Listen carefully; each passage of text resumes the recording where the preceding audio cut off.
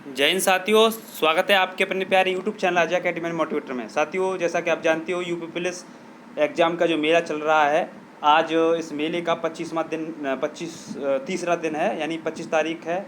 और आज first shift का पेपर खत्म हो चुका है, जिसमें हम इस वीडियो में जीके और जीएस के प्रश्न सॉल्व करने जा रहे हैं। जो भी साथी पेपर दे के आए हैं वो अपने आंसर मैच कर लें, और जो भी 30-31 में देने जा रहे हैं वो भी वीडियो इसको देख लें, जिससे कि आप और अपने प्रिपरेशन को मजबूत कर सकते हो। ठीक है साथियों, तो हम जल्द से जल्द इनके आंसर देखने जा रहे हैं। और चैनल पहली बार है तो चैनल को सब्सक्राइब भी कर लिया करो कभी कभार, और शेयर भी कर दो भैया। ठीक है, तो चलिए स्टार्ट करते हैं क्या क्या इनके आंसर हो सकते हैं।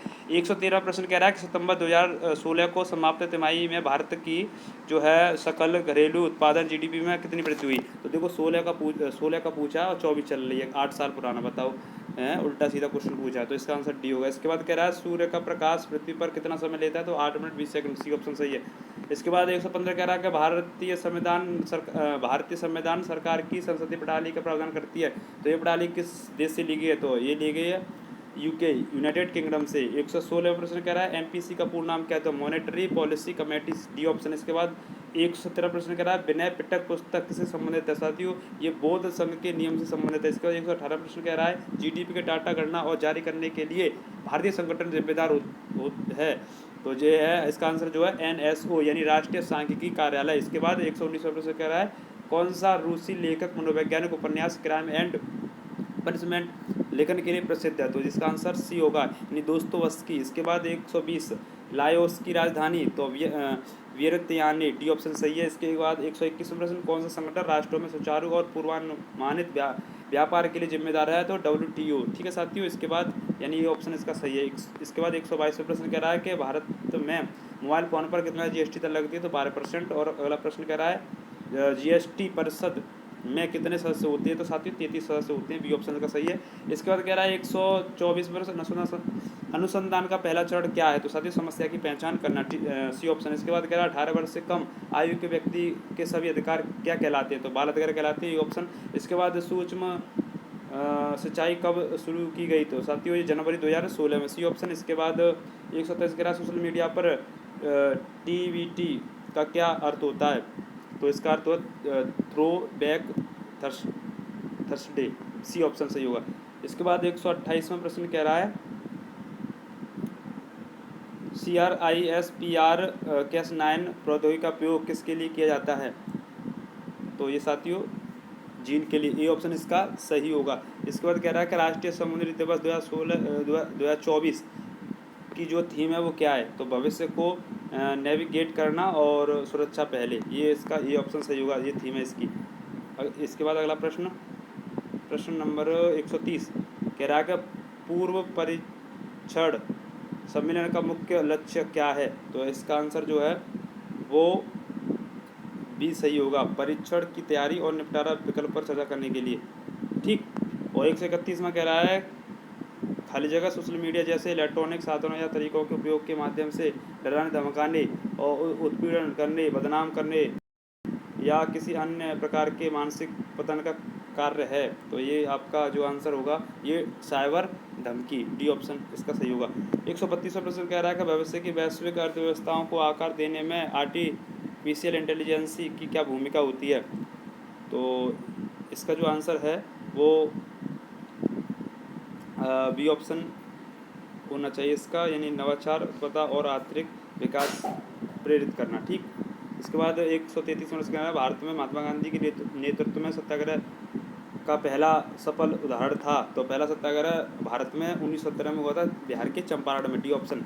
इसके बाद कह रहा है 134 प्रश्न कह रहा है भारत छोड़ो आंदोलन किसके जवाब में शुरू हुआ, तो क्रिप्स मिशन की विफलता के उपलक्ष्य में स्टार्ट किया था 8 अगस्त 1942 में। इसके बाद 135वां प्रश्न कह रहा है कि भारतीय संविधान का कौन सा अनुच्छेद नए राज्यों के गठन और मौजूद राज्यों के क्षेत्रों और सीमाओं या नामों में परिवर्तन का प्रावधान करता है, यानी नए राज्यों के गठन, मौजूदा राज्यों के क्षेत्रों, सीमाओं और नामों का परिवर्तन का प्रावधान करता है, तो ये अनुच्छेद 3 है।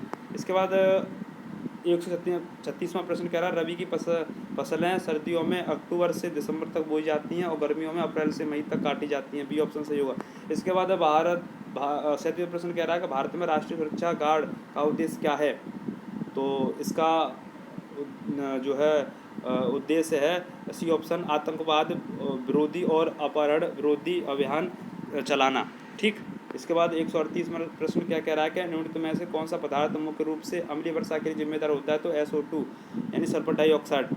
इसके बाद आगे बढ़ जाइए। इसके बाद कह रहा है कौन सा देश पवन ऊर्जा का दुनिया का सबसे बड़ा देश है? तो डेनमार्क साथी। तो इसमें आंसर होगा चीन। ठीक है, डेनमार्क तो नहीं, चीन, डी ऑप्शन होगा। इसके बाद 140वां प्रश्न कह रहा है कि भारत के उपराष्ट्रपति कौन है? तो श्री जगदीप धनखड़, डी ऑप्शन। इसके बाद 141वां प्रश्न, तो ऐसे भी प्रश्न पूछ लिए जाते हैं बहुत ही जी। 141वां प्रश्न कह रहा है कि 2016 में हस्ताक्षरित भारत जापान नागरिक परमाणु समझौते का उद्देश्य है? तो इस यानी डी ऑप्शन, असैनिक परमाणु ऊर्जा प्रौद्योगिकी हस्तांतरण और सुरक्षा मानकों में सहयोग। इसके बाद 142 कह रहा है किसी क्षेत्र के अंदर और बाहर लोगों की आवाजाही को कहा जाता है? प्रवास, डी ऑप्शन। इसके बाद कह रहा है 143 अलीगढ़ मुस्लिम यूनिवर्सिटी की स्थापना किस वर्ष हुई थी? तो साथियों अलीगढ़ एंग्लो कॉलेज की स्थापना 1875 में हुई थी और अलीगढ़ और जो कि यूनिवर्सिटी बना था ये 1920 ईस्वी में। ठीक है, सर सैयद अहमद खान ने इसकी स्थापना की थी। इसके बाद तो इसका आंसर डी होना चाहिए। इसके बाद 144वां प्रश्न कह रहा है कि उत्तर प्रदेश का कौन सा शहर हिंदी और संस्कृत भाषाओं में विशेषता वाले शैक्षणिक संस्थाओं के लिए जाना जाता है? तो साथियों भारत का सबसे प्राचीन जहाँ पर मुक्ति का केंद्र है जिसे वाराणसी कहते हैं। ठीक है, गंगा के दाईं ओर ये बसा हुआ है, बाबा विश्वनाथ की नगरी काशी। आंसर इसका सही होगा यानी वाराणसी। इसके बाद 145 प्रश्न कह रहा है कौन सा भारतीय अर्थशास्त्री कल्याणकारी अर्थशास्त्र पर अपने काम के लिए जाना जाता है और 1998 ईस्वी में आर्थिक विज्ञान में इन्हें नोबेल पुरस्कार मिला? तो अमृत सेन यानी डी ऑप्शन इसका सही होगा। इसके बाद 146वां जैन आयर किस लेखक ने लिखी है? जैन आयर।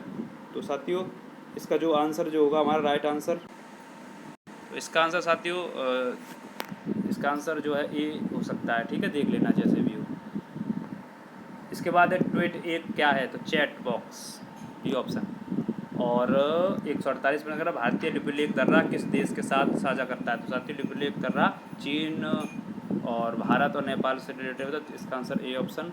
और 49वां दक्षिण कोरिया की मुद्रा क्या है? तो वॉन। ठीक है, और रिंग गेट मलेशिया की, युआन चीन की और येन जापान की। इसके बाद 150वां प्रश्न कह रहा है आक्रमण वह होता है जब कोई कंप्यूटर सिस्टम या नेटवर्क कंप्यूटर वायरस से संक्रमित हो जाता है, तो उसे क्या कहते हैं? फिशिंग। ठीक है, सी ऑप्शन। तो साथियों ये आपके जीके के प्रश्न थे। आपको अगर कोई प्रश्न गलत लगता है, आंसर इसका गलत लगता है, तो कमेंट बॉक्स में ज़रूर बताना। ठीक है साथियों, और सभी साथियों को शेयर भी करते हैं। ठीक है, जिनका पेपर है। ठीक है साथियों, जय हिंद, जय भारत, वंदे मातरम, जय सीताराम।